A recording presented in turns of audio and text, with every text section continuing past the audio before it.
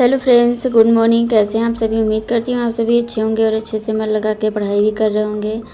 और आज मैं स्टडी लेट स्टार्ट की हूँ क्योंकि बाल में थोड़ा सा मेहंदी वगैरह लगाना था और बाल बहुत ज़्यादा झड़ रहा है। झड़ने की तो बात अलग है, डैंड्रफ बहुत ज़्यादा, इतना ज़्यादा डैंड्रफ है ना, खुजली मेरे सर में बहुत ज़्यादा होती थी। तो उसकी वजह से मैंने मुल्तानी मिट्टी और लाल वाली निशा मेहंदी एक ही पैकेट डाला था, बाकी दही डाल के उसको मैंने इसमें मिक्स करके अपने बाल में लगाया है। अब देखते हैं कि कितना आराम होता है कितना नहीं होता है। अगर मुझे आराम रहेगा तो आप लोगों को बताऊंगी, क्योंकि सभी के सर में इस समय डैंड्रफ हो जा रहा है। सब लोग बहुत ज़्यादा परेशान हैं, तो बाल भी झड़ रहे हैं। लेकिन हाँ, जो ये मिट्टी होती है ना, इसमें अगर आप इमली का पानी मिला के लगाएंगे तो जड़ से बाल टूटना कम हो जाएंगे और उसके साथ साथ काफ़ी ज़्यादा आपको आराम मिलेगा।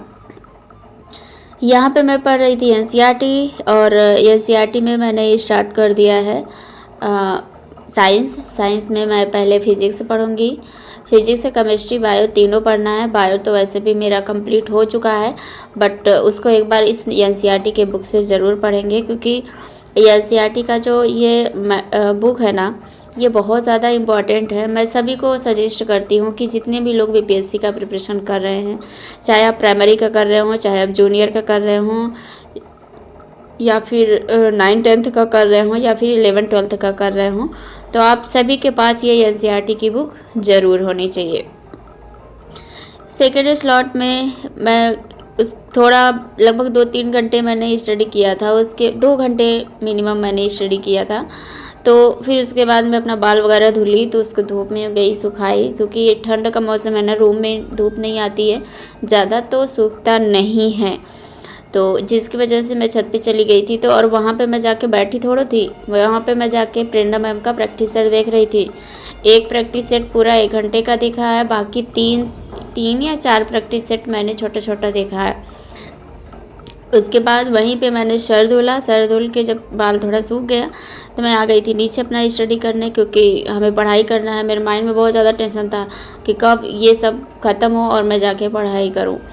और यहाँ पे मैं पढ़ रही हूँ आईएनएम में गांधी जी का टॉपिक चल रहा है और बहुत इम्पॉर्टेंट टॉपिक है। यहाँ से प्रश्न बने भी है, और कुछ लोगों का कमेंट आ रहा है कि यदि आप जो भी एनसीईआरटी में पढ़ रहे हो या जो आप ऐप से पढ़ रहे हो, उसको आप एक बार उसका पिक लेके ज़रूर सेंड करिए, डेली सेंड करिए। डेली आप जितना पढ़ रहे हो या फिर नहीं भी पढ़ रहे हो, जो आपने लिखा है स्टार्टिंग से हमें शेयर करिए। तो देखते हैं एक बार में 5 ही पेज शेयर हो पाएगा, तो देखते हैं कि कितना कितना हम शेयर कर पाते हैं। आप लोग के सामने ज़रूर हम रख देंगे, क्योंकि देखिए एक दूसरे की हेल्प करने से ही सभी का समाधान होता है। ऐसा नहीं है कि अगर हमारे पास किसी चीज़ का नॉलेज है, कोई जानकारी है, अगर कोई दूसरा उससे पूछ रहा है तो ना बताएं, ये मेरे अंदर नहीं है। होता है, बहुत लोगों में होता है कि वो लोग सोचते हैं कि ये अगर कोई चीज़ हमें पता चल गई है तो वो हम ही को पता रहे, दूसरे को ना पता हो पाए। और बाकी इसका जस्ट अपोजिट मैं सोचती हूँ। अगर मुझे कोई चीज़ पता है, चाहे गलत हो चाहे सही हो, मैं आप लोगों के सामने रख देती हूँ और मुझे अच्छा भी लगता है। मैंने कभी भी कोई भी चीज़ मैं सीक्रेट नहीं रखना चाहती। मैं सोचती हूँ कि सभी के सामने ये सारी बातें आएँ और सभी लोग प्रिपरेशन करें, सभी लोग अच्छे से करें, ताकि सबका सिलेक्शन हो। और कहीं ना कहीं उन सभी का प्रार्थना ज़रूर मेरे सर पर रहेगा, उन सभी का आशीर्वाद मेरे सर पर रहेगा, तो मेरा भी होगा। कहा जाता है ना कि पैर खींचने वाले बहुत होते हैं, लेकिन मेरे जैसे हेल्प करने वाले मुझे नहीं लगता कि ज़्यादातर मिलेंगे। बहुत कम ऐसे होते हैं जो हर चीज़ में इंसान हेल्प करता है। और रही बात नोट्स की, तो नोट्स मैं कम्युनिटी में शेयर करती रहूँगी, लेकिन बस सीडीपी का नोट्स जो मेरा पुराना वाला है वो तो मैं बिल्कुल भी नहीं शेयर कर सकती, क्योंकि आप उसको देखोगे ना, आप ये समझ लीजिएगा कि छोटे बच्चे भी वैसे नहीं पढ़ते हैं जैसा मैंने पढ़ा है। तो क्योंकि उस पर मैं इतना ज़्यादा लाइनिंग कर डाली हूँ ना, तो मुझे नहीं लगता है कि आप लोग अच्छे से उसको पढ़ पाएंगे, इसलिए मैं उसको नहीं शेयर कर रही हूँ, क्योंकि वो मेरा जो नोट्स है ना, वो नेट बेस का है। और एक चीज़ और मैं आप लोगों को बता देती हूँ, बिहार में असिस्टेंट प्रोफेसर की भी वैकेंसी आने वाली है। और जितने भी लोग जैसे नेट का एग्ज़ाम देते हैं ना, सेम टू सेम वैसे ही रहेगा। कुछ चीज़ें उसमें स्पेशल बिहार की ऐड की जाएंगी। अभी कैसे होगा कैसे नहीं होगा ये तो कंफर्म नहीं है। जैसे नेट के बाद असिस्टेंट प्रोफेसर हम लोग दे पाते हैं, वैसे बेट होगा, बीईटी होगा, बिहार एलिजिबिलिटी टेस्ट होगा, उसके बाद असिस्टेंट प्रोफेसर की वैकेंसी आएगी। लगभग 40,000 या 42,000 पोस्ट है। 42,000 की 4200 ऐसे कुछ करके है। अभी कंफर्म नहीं हूँ, क्योंकि देखिए जब तक नोटिफिकेशन नहीं आ जाता है, जब तक विज्ञापन नहीं आ जाता है, तब तक हम लोग कुछ नहीं कह सकते हैं। हर व्यक्ति दुविधा में रहना चाहता है, तो दुविधा में डालना चाहता है, ठीक है। तो मैं दुविधा में नहीं डालना चाहती, जितना मुझे पता था उतना मैंने आप लोगों के साथ शेयर कर दिया। एक लोग मुझे बताई थी गरिमा, जो कि मेरे यूट्यूब चैनल से भी जुड़ी हुई हैं और मेरे व्हाट्सएप ग्रुप की भी मेंबर हैं, उन्होंने ही बताया था। तो ज़्यादा मुझे समझ में नहीं आया था, तो मैंने यूट्यूब पर गूगल पर सर्च किया था, तो बाद में मुझे समझ में आया। और यूट्यूब पे कुछ लोगों का इस समय वीडियो भी उसके अकॉर्डिंग बन रहा था, तो जिससे मुझे कंफर्म पता चल पाया कि क्या होता है कैसे होता है। बाकी जब भी आएगा मैं आप लोगों के साथ ज़रूर शेयर करूँगी, क्योंकि हम लोग एक एस्पायरेंट हैं। ना मैं आपकी सीट ले सकती हूँ, ना आप मेरी सीट ले सकते हैं।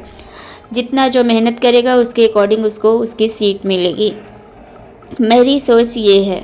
तो मैं ये नहीं सोचती कि अगर मैं पढ़ रही हूँ, अगर किसी के पास ये मैटर नहीं है तो वो फेल हो जाएगा, उसको नहीं आएगा, वो आगे नहीं बढ़ेगा। ऐसा बिल्कुल भी नहीं होता, वो और आगे जाता है ना। तो आप लोग पढ़िए, मेहनत करिए, और मैं भी कर ही रही हूँ। क्या करूँ, हेल्थ इशू के लेके मैं इतना ज़्यादा परेशान रहती हूँ ना।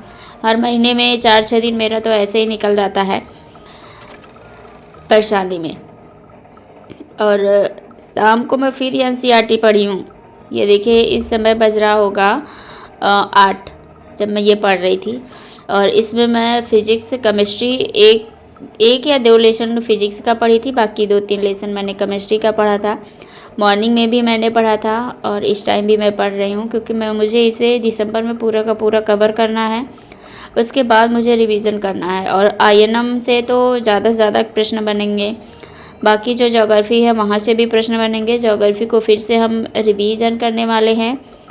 और उसके साथ साथ और हाँ, एक बात और मैं आप लोगों को बता दूं, जिसका सीटेट में 82 है, पूरा 82 है, वो नहीं उसके लिए एलिजिबल है। 82.2 होना चाहिए। नोटिस मैं कम्युनिटी में भी लगा दूंगी और यहाँ पर भी अभी जस्ट में लगा दूंगी, आप लोग देख लीजिएगा, क्योंकि नोटिस जारी हुई है।